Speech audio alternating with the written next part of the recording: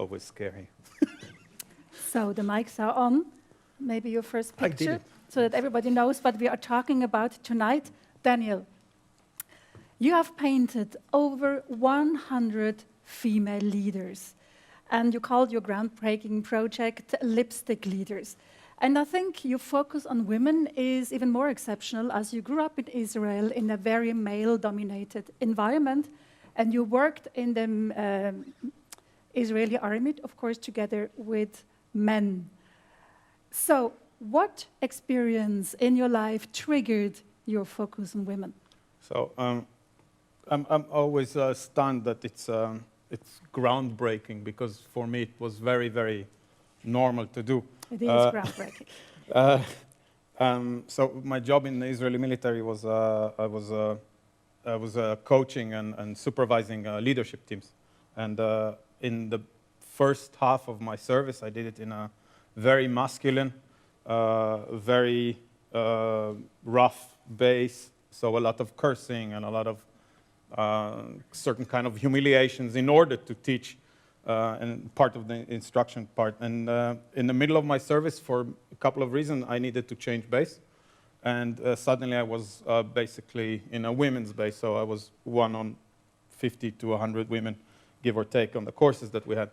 And I was supposed to do the same job, and I prepared myself, so I did the same thing that I did with the men. I shaved my head, I flexed my muscles, I hung my chest, the gorilla thing, and lo and behold, nothing worked. I was a total failure.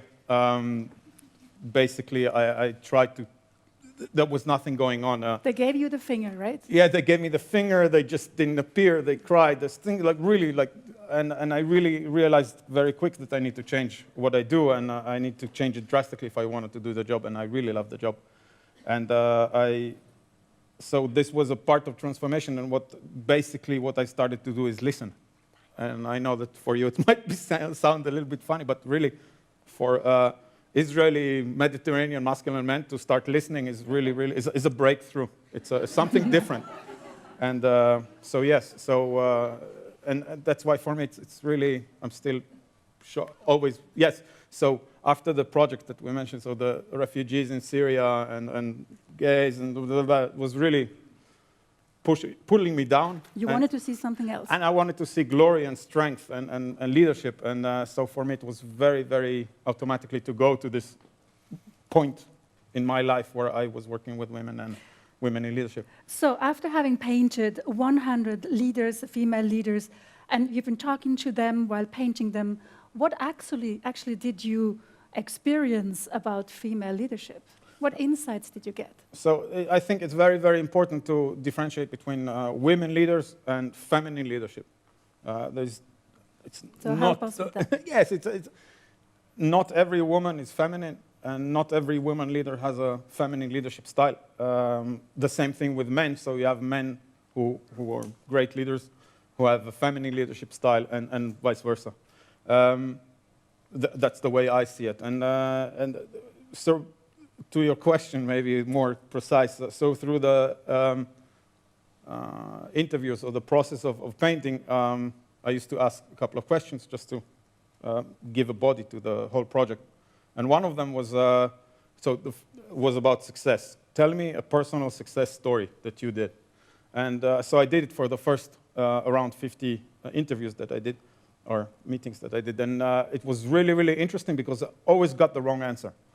Okay. It was never I did it. It was never I did something. It was always my team did this, my company did this, we got this and this, we chose this and this. It was never I did. And I thought, what's going on? And I tried to precise the question, and and again, I failed miserably. And I understood that something in the way that I see leadership is not the same things that the way that they see it. So I would say, if you say the difference is basically the way that I understand feminine leadership is more about us. It comes from the middle. It's let's do it, come together. Whereas masculine leadership is more to the goal, elbows, out of the running. cave. Yes, Yes, so it's a much more assertive. So you basically experience the we against the I. Yes. So, but if I listen to you now, Daniel, I could assume that you frame female leadership as much better than male leadership, but as we all know, also female leaders could fail miserably. What's your stand on that? So there's two things. First of all, what I wanted to show in the project is everything. So it was really important for me not to show only the stars, only the good ones, but to show everybody. And also to show that the women can be assholes in such a position. They can be really, really bad to you. A couple of women said that their worst boss was a woman. So it was really, really important for me to show it all. It wasn't just about the stereotype that we have today about glorifying women leaders, as we do. But so you allow women to be women leaders to be failures as well? It's important because it is like that. They're humans. It's a part of the project is to show women as human beings. I know that it sounds really weird. But so you humanize women. This is actually a great task. And yeah, sorry. I'm sorry. And you asked about if we find it better or not. Exactly. So it's really, so this is, but for me, very personal, my personal opinion, is that until now, historically, we abused masculine leadership style. We totally abused it. And we're, as a species, the way I see it, we're on the way to nowhere. We're actually facing the wall, and actually the wall gets darker.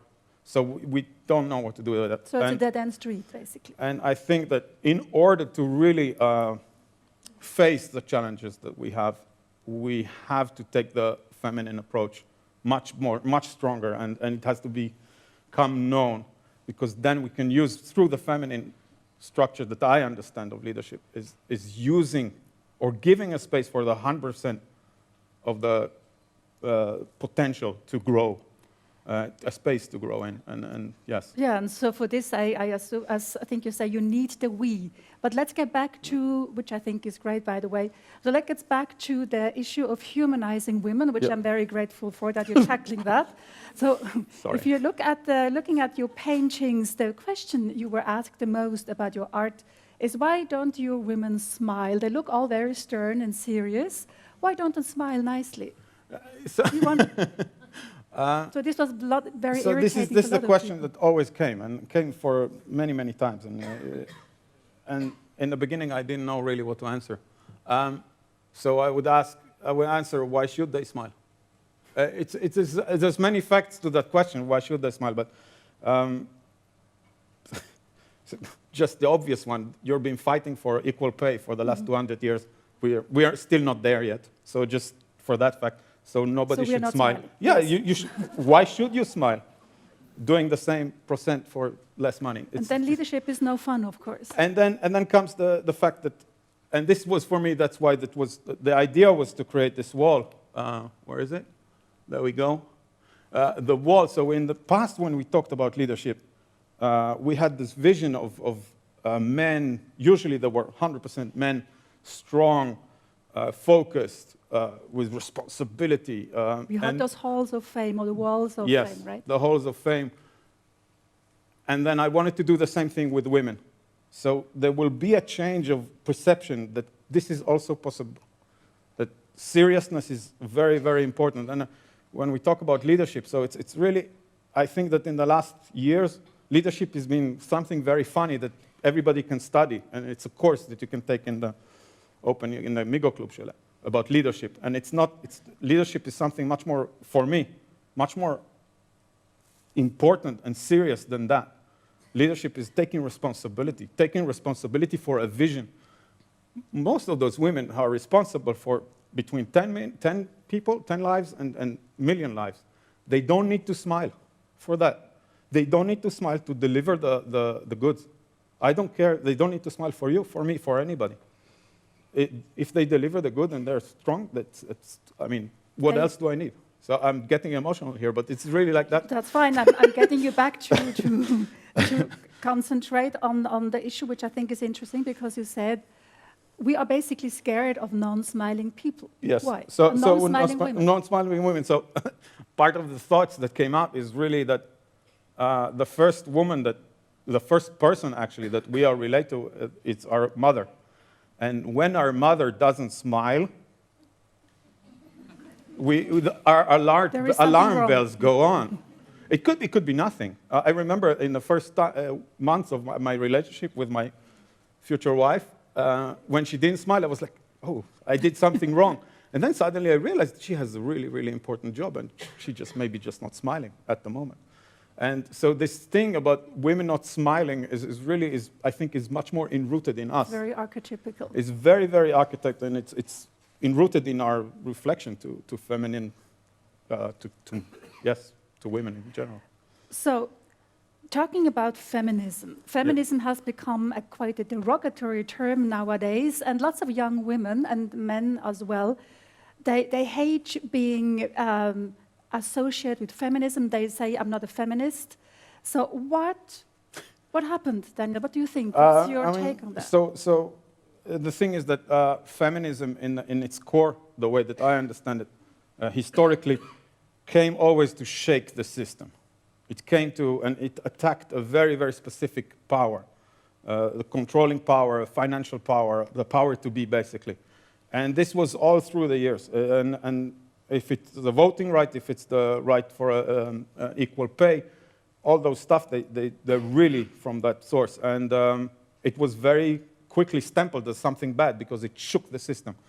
To my dismay, the way that I understand it, the contemporary feminism is too soft. You mean the hashtag?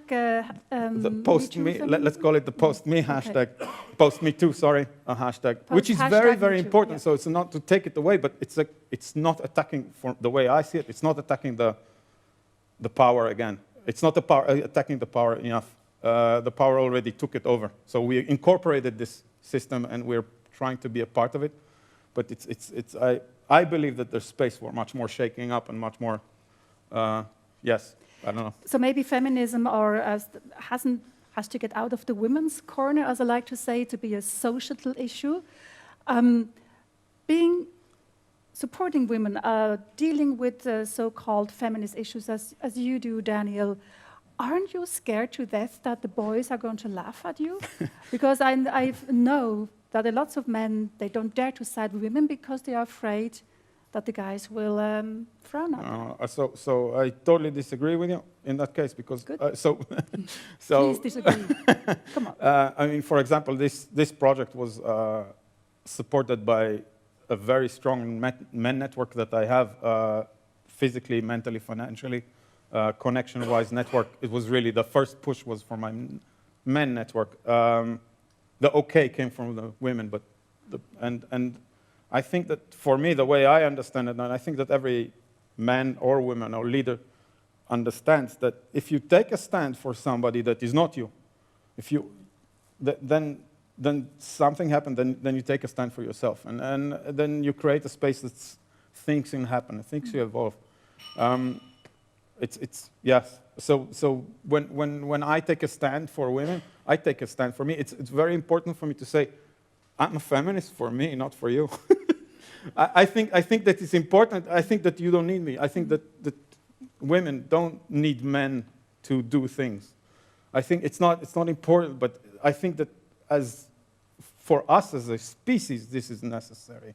For us as a country, this is very, very necessary. If we want to face the future, we need to work together. We need to stop this, to grow up and start speaking as grown-ups.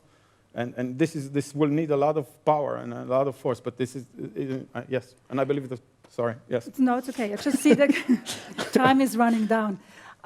You said, I like that, taking a stand for somebody else, you're taking a stand for yourself. And you also said that societies that suppress women, they suppress themselves. Yeah. Could you elaborate that? Yeah, I mean, this is normal. So if I we can do that very simple. So if I think that there's countries where women are just a little bit better cows, or considered as well, and if I love a woman, and if I come out of a woman, it makes me also a little bit better cow, immediately, because this. But if I think that somebody, if I put energy and I think this is great, that immediately pulls me with. And this is a side effect of just doing project like that. So it's an amazing thing, just being human sometimes. Now, talking about humanizing women, we are also going to talk about humanizing men, because this is exactly the thing you are doing now with your next project, Daniel. You are concentrating on male leaders who are fathers. Yeah. So you are portraying male leaders who are fathers. Why that? So the topic started in last month before showcasing in June, and when I stated the topic, actually there was a lot of counter-reaction from the women in the space, and I realized that there's something there that we need to touch. Basically, what I'm doing is the same here. If I put women in a frame that we are not used to see them as serious and strong, I will put the men in. I will painting the men with crayons and very unclear and very soft pastel colors. So I'm putting them deliberately somewhere totally different than we are used to. And they are still leaders, so they do lead people and they do respect responsibility. But they are fathers as well. And they are fathers, yes. I wanted to show that men in a vulnerable situation and a fragile situation. And what are the reactions of men who are leaders, who are fathers, when you're painting them? So You said it's quite emotional, isn't it? At the moment, it's really emotional. So the first talks that I had by the men who are corporate animals had tears in their eyes when we just started talking about their children. When I said, let's do a project about children. And it's really like that. So I realized that in the corporate world where we are numbers mainly, we don't see, until now we saw women as symbols.